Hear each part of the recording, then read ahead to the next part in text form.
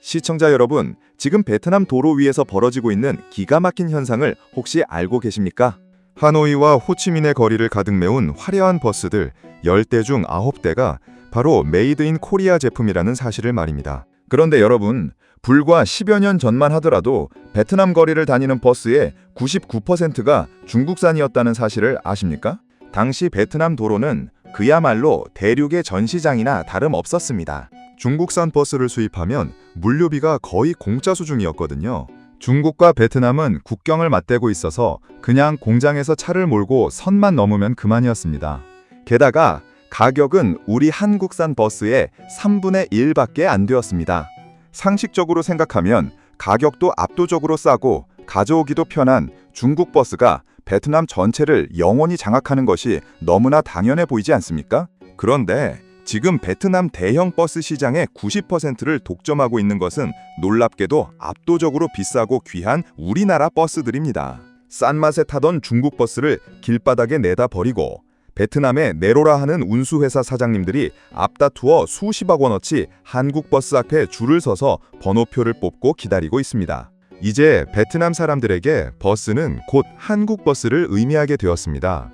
도대체 대륙의 가성비를 어떻게 이토록 처참하게 박살냈는지 그 소름 돋는 비결이 정말 궁금하지 않으십니까?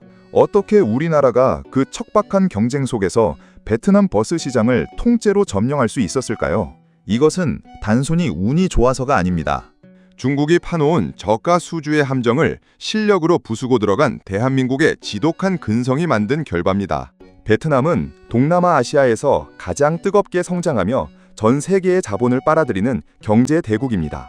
도로 위에는 수천만 명의 사람과 막대한 물자가 이동하고 있고 그 물류의 중심에는 항상 대형 버스가 있습니다. 그런데 10여 년 전 상황이 지금과 정반대였다는 점은 우리에게 시사하는 바가 매우 큽니다. 이것은 단순히 물건을 파는 문제가 아니라 사람의 목숨과 돈의 가치를 대하는 태도의 차이가 만든 결과입니다.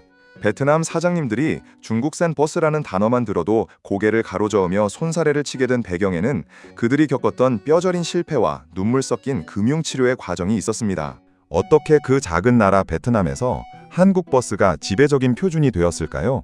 그리고 왜 중국은 자기 앞마당에서 한국에 무릎을 꿇었을까요? 오늘 제가 공개하는 이 데이터와 현장의 기록들은 그 어디에서도 쉽게 들을 수 없는 이야기들입니다. 이 흐름을 이해하는 것이 여러분의 노후를 지키는 강력한 통찰력이 될 것입니다. 당장 눈앞의 푼돈을 아끼려다 거대한 자산을 잃는 어리석음을 범하지 않으려면 이 이야기를 끝까지 들으셔야 합니다. 이 이야기에 공감하신다면 댓글로 숫자 1을 남겨주십시오.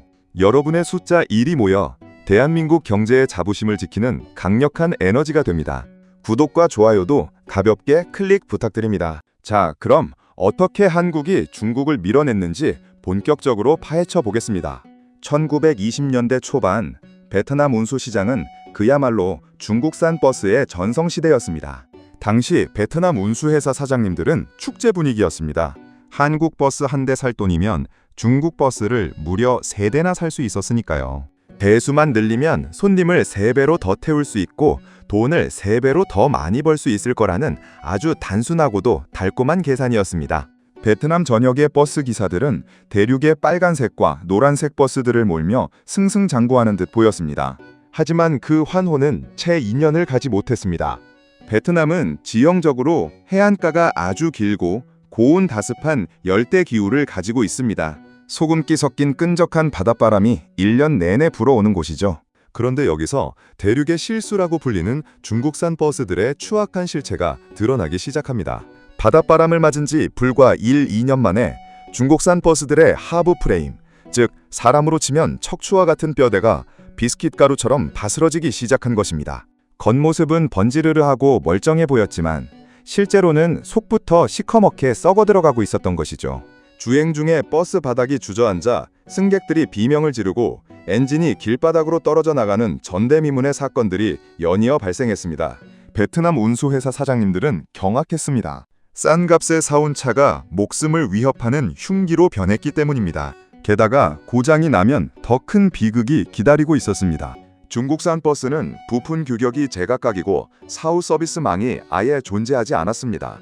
부품 하나를 구하기 위해 중국 공장에 전화를 해도 나몰라라 하기 일쑤였고 공장이 문을 닫아버리는 경우도 허다했습니다. 수천만 원을 들여 사온 버스가 나사 하나가 없어서 정비소에 몇 달씩 처박혀 있는 꼴을 보며 베트남 사장님들은 가슴을 치며 후회했습니다. 차를 굴려야 돈이 나오는데 고철덩어리가 되어 주차장만 차지하고 있으니 그 손해는 눈덩이처럼 불어났습니다. 이게 끝이 아니었습니다. 중국산 버스는 기름을 미친 듯이 잡아먹는 하마였습니다. 엔진 효율은 바닥인데 기름값은 계속 오르니 달리면 달릴수록 적자가 나는 기막힌 상황이 벌어졌습니다. 승객들도 이제는 압니다. 중국 버스는 승차감이 너무 딱딱해서 허리가 아프고 에어컨도 잘 안 나와서 땀범벅이 된다는 사실을 말이죠. 결국 승객들이 중국 버스를 외면하기 시작하면서 사장님들은 파산 위기에 내몰렸습니다. 똑똑히 들으셔야 합니다. 당시 베트남 통계에 따르면 중국산 버스의 평균 수명은 고작 3년을 넘기지 못했습니다. 반면 수리비는 구매 가격의 60%에 육박했습니다. 싼 게 비지떡이라는 말이 이토록 잔인하게 실현된 사례는 없었습니다. 중국 기업들은 그저 팔아치우면 그만이라는 식으로 베트남 시장을 대했습니다. 고객에 대한 예우나 기계에 대한 책임감은 눈 씻고 찾아볼 수 없었습니다. 베트남의 사장님들은 떨리는 목소리로 한숨을 내쉬며 이렇게 내뱉었습니다. 돈을 버는 게 아니라 길바닥에 돈을 뿌리고 있었다고요. 이 처참한 실패가 바로 한국버스라는 거대한 물결이 베트남을 덮치게 만든 기폭제가 되었습니다. 중국산 버스에 크게 대인 베트남 사장님들은 이제 진짜 돈의 무서움을 뼈저리게 깨달았습니다. 그들은 이제 차를 고를 때 초기 구매 가격표에 적힌 숫자를 믿지 않습니다. 대신 잔존 가치와 내구성, 그리고 신뢰를 먼저 따지기 시작했습니다. 아무리 싸게 사도 2년 만에 쓰레기가 된다면 그것은 투자가 아니라 자살 행위라는 것을 눈물로 배운 것입니다. 이때 대한민국의 현대 유니버스가 구세주처럼 등장합니다. 한국 버스는 중국산보다 3배나 비쌌지만 베트남 사장님들은 이제 기꺼이 그 거액을 지불하기 시작했습니다. 왜냐하면 한국 버스는 10년을 험하게 굴려도 엔진이 쌩쌩하고 차체가 녹슬지 않는다는 것을 현장에서 직접 목격했기 때문입니다. 베트남의 영리한 사업가들이 다시 계산기를 두드려 보니 소름 돋는 결과가 나왔습니다. 중국 버스 3대를 사서 매달 수리비로 쏟아붓고 5년 만에 폐차하는 비용보다 한국 버스 1대를 사서 10년 동안 단 한 번의 큰 고장 없이 꾸준히 영업하는 것이 실질 수익률 측면에서 훨씬 압도적이었던 것입니다. 길바닥에 차가 퍼져서 승객들에게 환불해주고 회사의 명성에 똥칠을 하는 유무형의 비용을 생각하면 한국 버스는 오히려 저렴한 편이었습니다. 게다가 나중에 차를 중고로 팔 때의 상황은 더 극명했습니다. 한국 버스는 5년 뒤에도 제값의 60% 이상을 받을 수 있었지만 중국산은 정말 무게로 달합하는 고철값밖에 받지 못했습니다. 이것이 바로 시장의 판도를 완전히 뒤집어버린 결정적인 승부처였습니다. 베트남의 영리한 사업가들은 이제 한국 버스를 단순한 운송수단이 아니라 자신의 재산을 불려주는 안전자산으로 보기 시작했습니다. 현대 유니버스를 사면 최소한 내 대출금은 갚을 수 있다는 믿음이 시장 전체에 종교처럼 퍼진 것입니다. 이 뼈저린 경험은 베트남 운수업계의 표준을 통째로 바꾸어 놓았습니다. 이제 베트남에서 큰 돈을 벌고 싶다면 무조건 한국 버스를 사야 한다는 공식이 철칙처럼 세워졌습니다. 중국산의 비겁한 저가 공세가 절대로 통하지 않는 난공불락의 요새가 바로 신뢰라는 이름으로 구축된 것입니다. 실제 데이터로 확인해 볼까요? 2020년 기준 베트남 중고버스 시장에서 현대 유니버스의 거래가는 구입가 대비 평균 65%를 유지했습니다.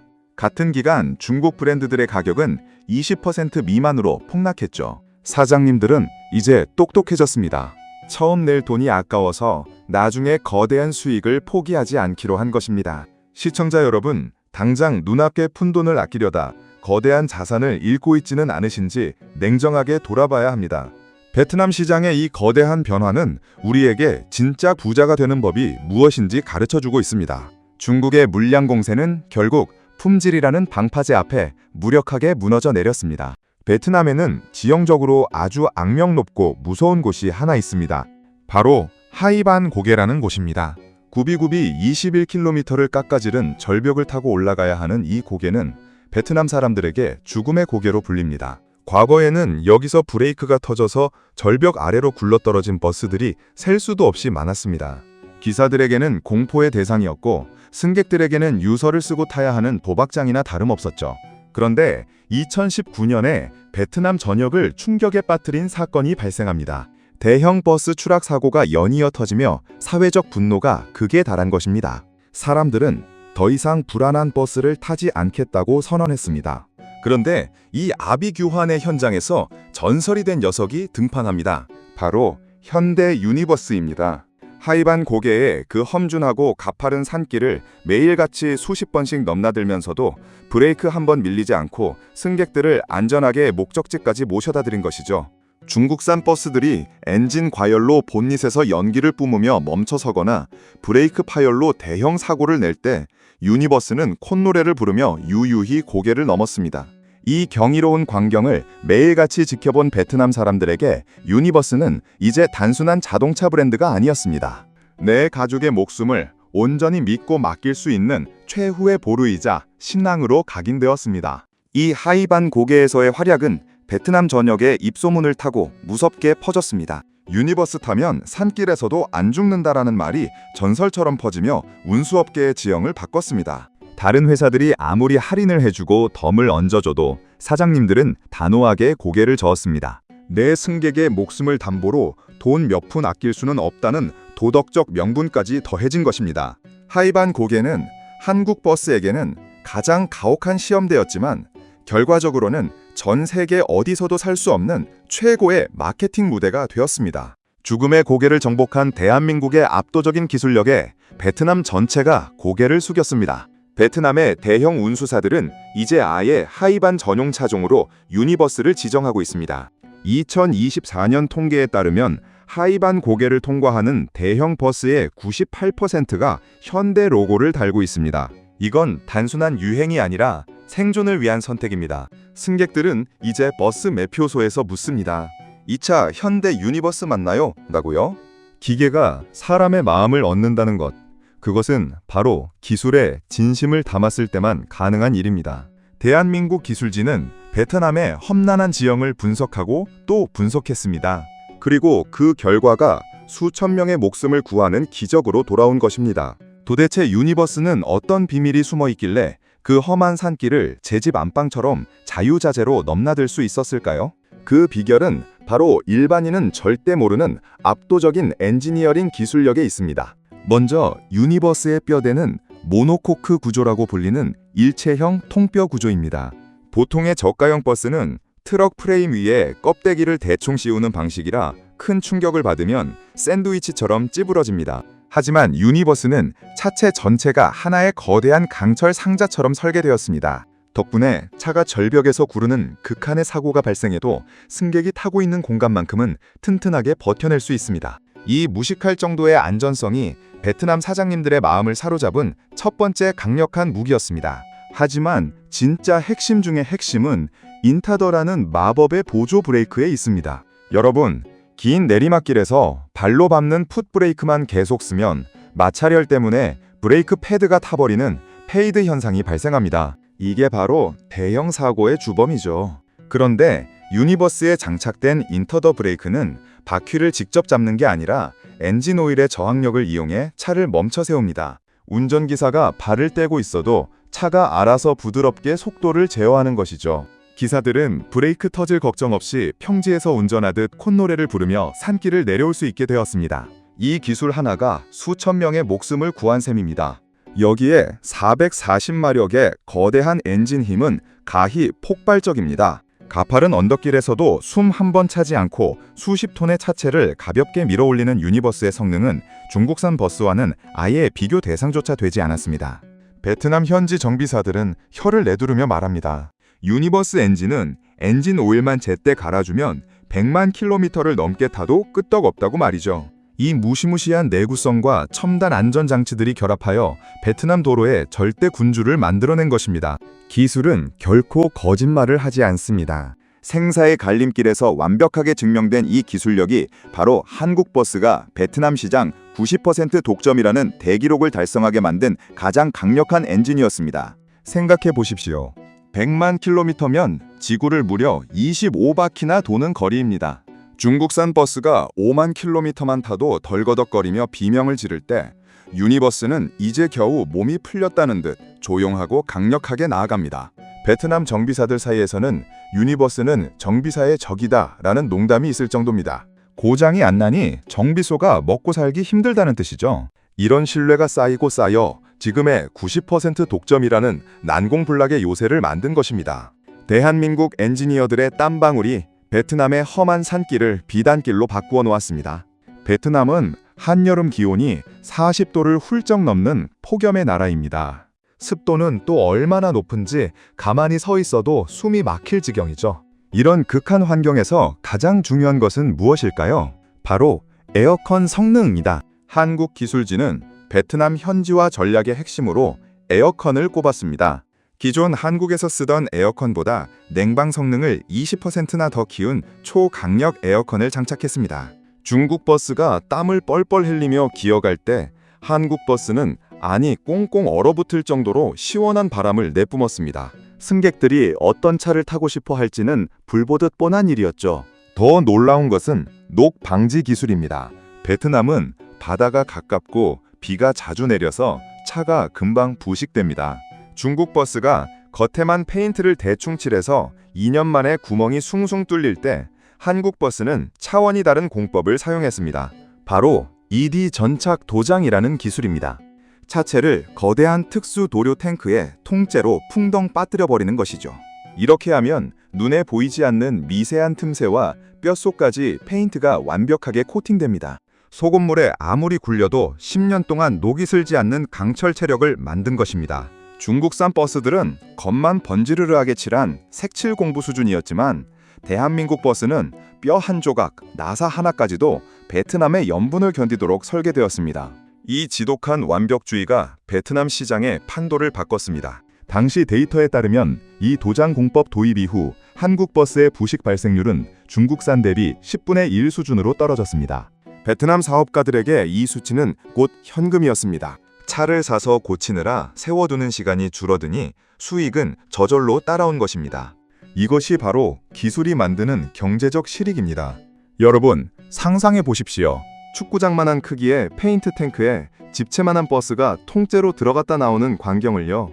이건 단순한 제조 공정이 아니라 예술입니다. 중국 기업들은 비용이 너무 많이 든다며 포기했던 이 과정을 대한민국 기업들은 밀어붙였습니다.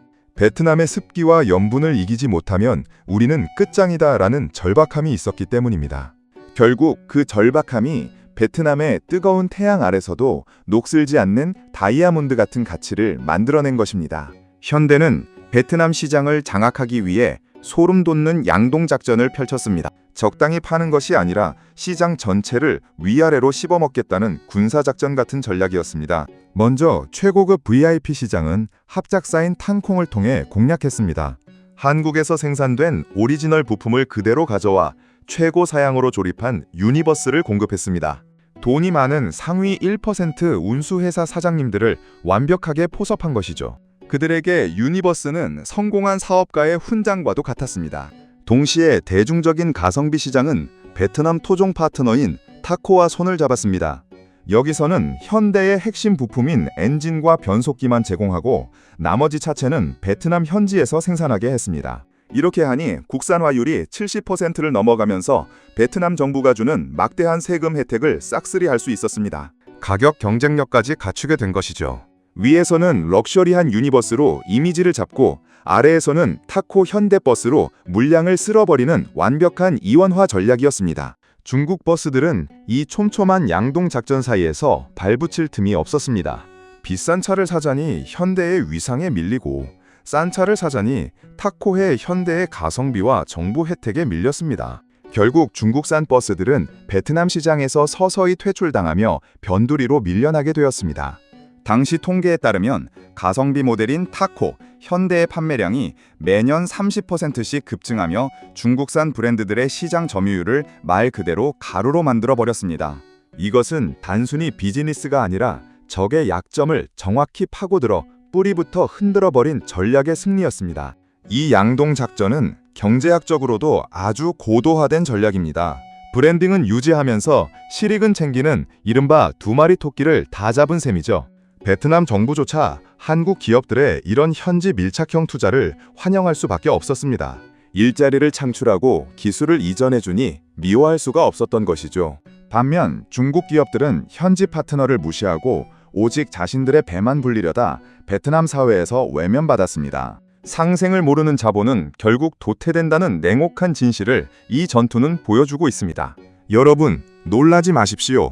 베트남에서 현대 유니버스는 단순히 승객을 나르는 버스가 아닙니다. 그것은 움직이는 부동산이자 현금 지급기 대접을 받습니다. 왜 그런지 아십니까? 바로 경이로운 잔존 가치 때문입니다.